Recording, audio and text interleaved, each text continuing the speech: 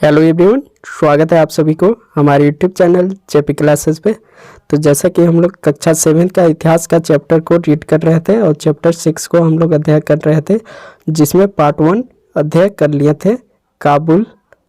यहाँ तक हम लोग रीड कर चुके थे। आज के सेशन में हम लोग नगरों में शिल्प, इस टॉपिक से हम लोग को बात करना है। इससे आगे के टॉपिक हम लोग अगले वीडियो में कर चुके हैं। तो चलिए बिना देर किए हुए, बिना समय गवाए हुए वीडियो को शुरू करते हैं। नगरों में शिल्प यानी जो शिल्पकार होते थे, किसी भी कारीगरी करने वाले शिल्प जो होते थे, वह नगरों में किस तरह से कार्य करते थे। बिदर के शिल्पकार तांबे तथा चांदी में जड़ाई के काम किया करते थे। काम के लिए इतने अधिक प्रसिद्ध थे कि इस शिल्प का नाम ही बिदरी पड़ गया था। पंचाल अर्थात विश्वकर्मा समुदाय, जिसमें सुनार, कसेरे, लोहार, राजमिस्त्री और बढ़ई शामिल थे, मंदिरों के निर्माण के लिए आवश्यक थे। इसके अलावा वे राजमहलों, बड़े बड़े भवनों, तालाबों और जलाशयों का भी निर्माण में भी अपना महत्वपूर्ण भूमिका अदा करते थे। इसी प्रकार सलियार या कैकोलार जैसे बुनकर सभी समृद्धशाली समुदाय बन गए थे। वे मंदिरों को भारी दान दक्षिणा दिया करते थे। वस्त्र निर्माण से संबंधित कुछ अन्य कार्य जैसे कपास को साफ करना, उसको काटना, रंगना भी स्वतंत्र व्यवसाय बन गए थे, जिनके लिए विशेषज्ञता की आवश्यकता होती थी। यानी इसके लिए विशेषज्ञ होना जरूरी होता था, क्योंकि बहुत ही बारीकी का यह काम हुआ करता था। चित्र 4 जो दिखाया गया है, यह पीतल के इस मोमबत्ती पर काला आवरण है। शॉल का बॉर्डर, यह जो चित्र दिखाया गया है, यह चित्र यह क्या है? शॉल का बॉर्डर बनाया गया है। शॉल का जो शाल होता है उसका बॉर्डर बनाया गया है। शहरों के बदलते हुए भाग्य, मतलब शहर के भाग्य किस तरह से बदलता गया, किस तरह से प्रवृत्तियां चेंज होती गई शहरों का। शहर के बदलते हुए भाग्य, कई शताब्दियों के लंबे समय में अहमदाबाद, जो कि गुजरात में स्थित है, जैसे कुछ नगर बड़े व्यापारिक केंद्रों के रूप में विकसित हो गए, लेकिन तंजावुर जैसे कुछ अन्य नगर पहले की अपेक्षा विस्तार तथा महत्व की दृष्टि से सिकुड़ गई थी। इसी काल में पश्चिम बंगाल में भागीरथी नदी के तट पर स्थित मुर्शिदाबाद रेशमी वस्त्रों के प्रमुख केंद्र के रूप में उभरा था और वह 1704 ईस्वी में बंगाल की राजधानी बन गया। लेकिन इसी शताब्दी के दौरान उसका सितारा डूब गया, क्योंकि वहां के बुनकर इंग्लैंड की मिलों से बनकर आए सस्ते कपड़ों के साथ प्रतियोगिता में टिक ना सके। क्या हुआ कि वह जब उभरा उसी समय उसका सितारा डूब गया, क्योंकि जो इंग्लैंड के मिलों से बनकर सस्ते कपड़े आते थे, उनके सामने इनकी प्रवृत्ति टिक नहीं पाई। प्रतियोगिता हुआ, मतलब कंपटीशन इनका हुआ, तो यह टिक नहीं पाया उनके सामने, तो इनकी नैया डूब गई। अब जो महत्वपूर्ण शहर था उसके बारे में देखते हैं। हम्पी, मसूलीपट्टनम और सूरत, जो कि व्यापार का महत्वपूर्ण केंद्र रहा था, और ये बहुत ही इम्पोर्टेंट है इस चैप्टर का। हम्पी, मसूलीपट्टनम और सूरत नज़दीक से एक नगर, यानी नज़दीक से इसके बारे में हम लोग जानेंगे। हम्पी की वास्तुकला का सौंदर्य। हम्पी नगर कृष्णा और तुंगभद्रा नदियों की घाटी में स्थित है। यह नगर 1336 में स्थापित विजयनगर साम्राज्य का केंद्र स्थल था। हम्पी के शानदार खंडरों से पता चलता है कि उस शहर की किलेबंदी उच्च कोटि की थी। किले की दीवारों के निर्माण में कहीं भी गोरे चूने जैसे किसी भी जोड़ने वाले मसाले का प्रयोग नहीं किया गया था, और शिलाखंडों का आपस में फंसा कर गूंथा गया था। तो इस तरह से हम्पी का निर्माण हुआ था, जो कि यहाँ पे चित्र में दिखाया गया है। चित्र 6, जो कि हम्पी के अहाते की टूटी हुई दीवार से बुर्ज का दृश्य, तो इस तरह से दिखाया गया है चित्र में।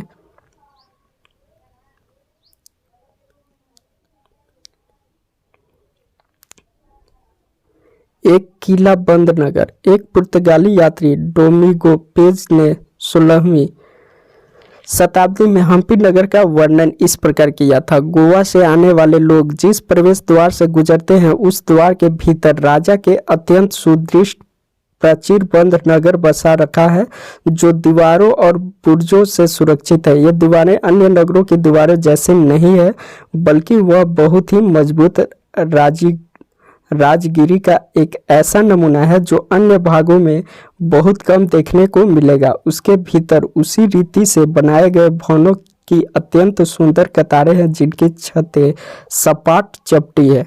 आपके विचार से यही नगर किलाबंद क्यों किए गए थे? तो इसका हम लोग क्वेश्चन आंसर में देखेंगे।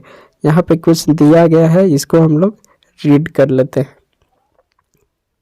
जलाशयों और नगरों के निर्माण में काफी रुचि ली। मालदेवी नदी के ऊपर 1.37 किलोमीटर लंबे मिट्टी के बांध वाले अंतर्राज सागर जलाशय का निर्माण हुआ था और कृष्णदेव राय ने दो पहाड़ियों के बीच एक विशाल प्रस्तर बांध का निर्माण विजयनगर के निकट एक विशाल झील के निर्माण के लिए किया, जहां से जल सेतु और नगरों द्वारा बगीचों और खेतों को सिंचाई के लिए पहुंचाया जाता था। क्या किया जाता था? जल को नगरों में खेतों की सिंचाई के लिए पहुंचाया जाता था, जो कि विजयनगर में किया गया था। किसके द्वारा किया गया था? तो कृष्णदेव राय द्वारा किया गया था। चलिए आगे देखते हैं। हम्पी की वास्तुकला विशिष्ट प्रकार की थी। वहां के शाही भवनों में भव्य मेहराब और गुंबद थे। वहां स्तंभों वाले कई विशाल कक्ष थे जिनमें मूर्तियां को रखने के लिए आले बनाए हुए थे। वहां सुनियोजित बाग बगीचे भी थे जिनमें कमल और टोडों की आकृति वाले मूर्तिकला के नमूने थे। 15वीं-16वीं शताब्दी के अपने समृद्ध काल में हम्पी कई वाणिज्य और सांस्कृतिक गतिविधियों से गुंजायमान रहता था। उन दिनों हम्पी के बाजारों में मुस्लिम सौदागरों, चेटियों और पुर्तगालियों जैसे यूरोपीय व्यापारियों के एजेंटों का जमघट लगा रहता था, यानी वहाँ पे जमा हुआ करते थे। चित्र 7 जो दिखाया गया है यह क्या है? हम्पी के विशिष्ट मंदिर का पत्थर का बना एक रथ है, यह जो दिखाया गया है।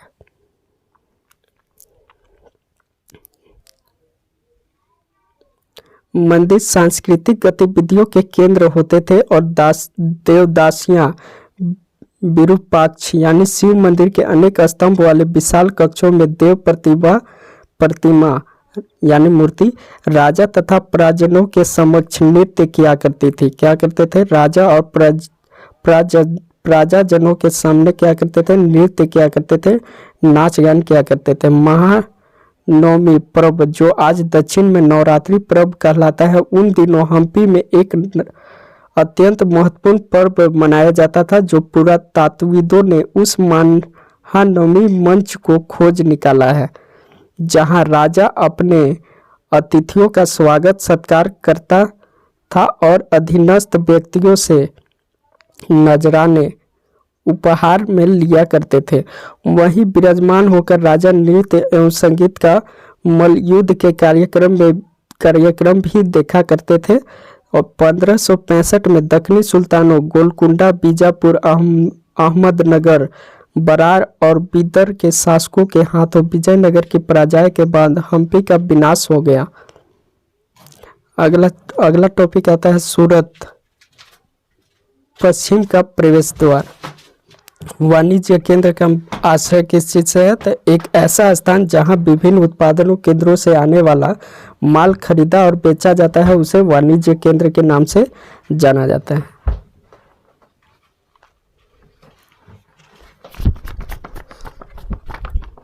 सूरत मुगल काल में कैबे, जो कि आज खंबात के नाम से जाना जाता है, और कुछ समय बाद के अहमदाबाद के साथ साथ गुजरात में पश्चिम व्यापार का वाणिज्य केंद्र बन गया था। सूरत था वह व्यापार का महत्वपूर्ण केंद्र था। सूरत मुफ्ती और मछलीपट्टनम खाड़ी से होकर पश्चिमी एशिया के साथ व्यापार करने के लिए मुख्य द्वार था। सूरत को मक्का का प्रस्थान द्वार भी कहा जाता था। जो सूरत है, जो मुसलमानों का प्रसिद्ध स्थल है मक्का, उसका प्रस्थान द्वार भी कहा जाता था, क्योंकि बहुत से हज यात्री जहाज से यहीं से रवाना हुआ करते थे। हज यात्री जो होते थे यहीं से जहाज से क्या होते थे? रवाना होते थे, यानी निकलते थे। सूरत एक सर्वदेशीय नगर था जहां सभी जातियों और धर्मों के लोग रहा करते थे। 17वीं शताब्दी में वहां पुर्तगालियों, डचों और अंग्रेजों के कारखाने एवं माल गोदाम थे। अंग्रेज इतिहासकार ओविगटन ने 1689 में सूरत बंदरगाह का वर्णन करते हुए लिखा है कि किसी भी एक वक्त पर भिन्न भिन्न देशों के औसतन 100 जहाज इस बंदरगाह पर लंगर डाले खड़े देखे जा सकते थे। मतलब एक साथ इतना वहां पे हुआ करते थे जहाजे। हुंडी का मतलब क्या होता है पहले वो समझ लेते हैं। एक ऐसा दस्तावेज जिसमें एक व्यक्ति द्वारा जमा कराई गई रकम दर्ज रहती है।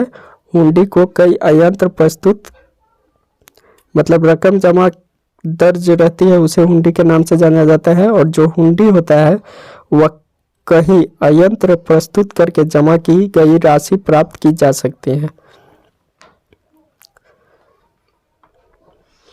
सूरत में एक ऐसी अनेक दुकानें थी जो सूती कपड़ा थोक और फुटकर कीमतों पर बेचती थी। सूरत के वस्त्र अपने सुनहरे गोटा किनारों जरी के लिए प्रसिद्ध थे।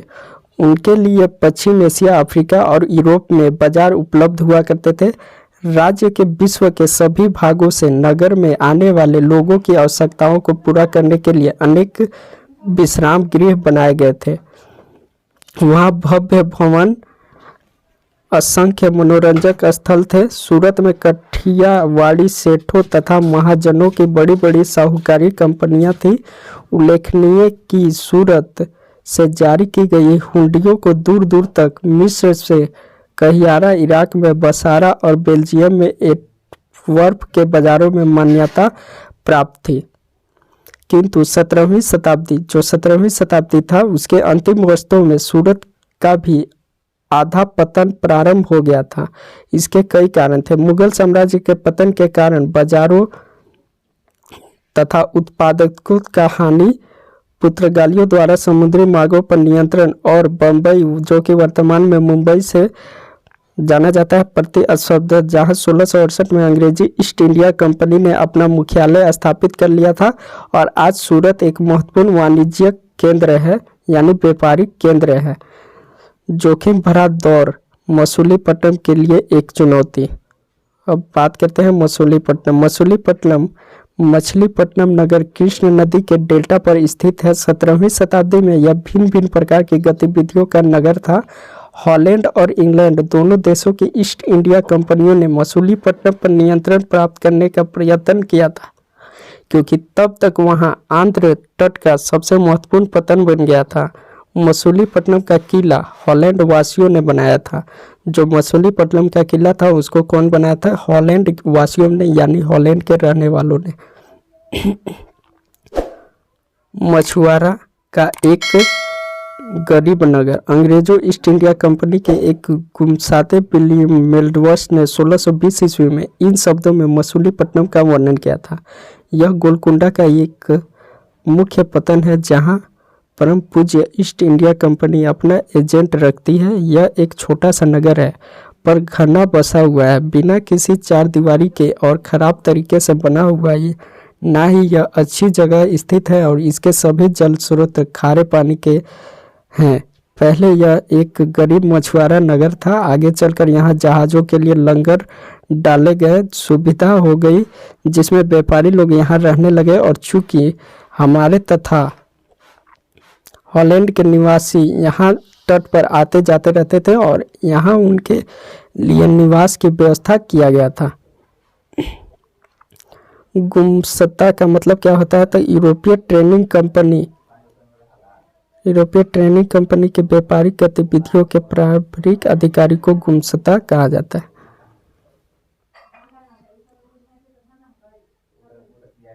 गोलकुंडा के कुछ तो भी शासकों ने कपड़ों, मसालों और अन्य चीज़ों की बिक्री पर शाही एकाधिकार लागू किया, जिससे कि वहां का व्यापार पूरी तरह ईस्ट इंडिया कंपनी के हाथों में न चला जाए।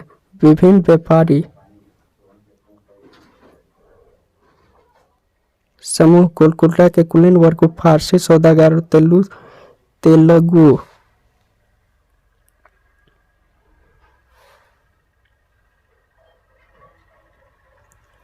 तेलुगु कमेटी चेटियार और यूरोपीय व्यापारियों के नगर को घनी आबादी वाला समृद्धशाली बना दिया गया। जब मुगलों ने गोलकुंडा तक अपनी शक्ति बढ़ा ली तो उनके प्रतिनिधि सूबेदार मीर जुलमाला ने, जो कि स्वयं का सौदागर था, हॉलैंड वासियों और अंग्रेजों को आपस में भिड़ाना शुरू कर दिया। 1686 से 87 में मुगल बादशाह औरंगजेब ने गोलकुंडा को मुगल साम्राज्य में मिला लिया था, यानी युद्ध से हराकर अपने साम्राज्य में मिला लिया था किसको, गोलकुंडा को। अब यूरोपीय कंपनियों के सामने अन्य विकल्प ढूंढने की समस्या आ खड़ी हुई थी। कंपनी की नई नीति के अंतर्गत केवल इतना ही पर्याप्त नहीं था कि पतन भीतरी प्रदेश के उत्पादन केंद्रों के साथ संबंध बनाए रखे, बल्कि इस बात का भी आवश्यकता महसूस की गई कि कंपनी के नए केंद्र एक साथ राजनीतिक, प्रशासनिक तथा वाणिज्य भूमिकाएं भी अदा करें। जब कंपनी के व्यापारी बम्बई, वर्तमान में मुंबई जो कि कलकत्ता, और वर्तमान में कोलकाता और मद्रास, चेन्नई चले गए, तब मछलीपट्टनम अपने व्यापार और समृद्धि दोनों से ही खो बैठा और 18वीं शताब्दी के दौरान उसका आधा पतन हो गया था और आज वह एक छोटा सा जीर्ण शीर्ण नगर से आधुनिक कुछ नहीं है। नए नगर और व्यापारी 16वीं और 17वीं शताब्दी में यूरोप के देश व्यापारिक उद्देश्यों से मसालों और कपड़ों की तलाश में लगे हुए थे, जो यूरोप और पश्चिमी एशिया दोनों जहाज़ों लोकप्रिय हो गए थे। अंग्रेजों, हॉलैंड वासियों और फ्रांसीसियों ने पूर्व में अपनी वाणिज्यिक गतिविधियों का विस्तार करने के लिए अपनी अपनी ईस्ट इंडिया कंपनी बनाई। प्रारंभ में तो मुल्ला अब्दुल गफर और बिरजी वोरा जैसे कुछ बड़े भारतीय व्यापारियों ने, जिनके पास बड़ी संख्या में जहाज थे, उनका मुकाबला किया, किंतु यूरोपीय कंपनियों ने समुद्री व्यापार पर अपना नियंत्रण स्थापित करने के लिए नौशक्ति का प्रयोग किया और भारतीय व्यापारियों को अपने एजेंट के रूप में कार्य करने के लिए मजबूर कर दिया। अंततः अंग्रेज उपमहाद्वीप में सर्वाधिक सफल वाणिज्य और राजनीतिक शक्ति के रूप में उभर स्थापित हो गए थे। वस्त्र जैसी वस्तुओं की मांग तेजी से आ जाने से अधिकाधिक लोगों ने कताई, बुनाई, धुलाई, रंगाई आदि धंधा अपना लिया। इससे इन शिल्पों को बहुत विस्तार हुआ। भारतीय वस्त्रों के रूप में रंग और डिजाइन अधिकाधिक परिष्कृत होते गए, किंतु इस काल में शिल्पों की स्वतंत्रता घटने लगे। शिल्प जनक पेशगी की प्रणाली पर काम करने लगे, जिसका अर्थ यह था कि उन्होंने जिन यूरोपीय एजेंटों से पहले की पेशगी ले ली थी, उन्हीं के लिए उन्हें कपड़ा बुनना होता था। अब बुनकरों को अपना कपड़ा या बुनाई के नमूने को बेचने के लिए स्वतंत्रता नहीं थी। उन्हें तो कंपनी ने एजेंटों द्वारा निर्धारित डिजाइनों के कपड़े ही उन्हीं की मांग के अनुसार बनाने पड़ते थे। 18वीं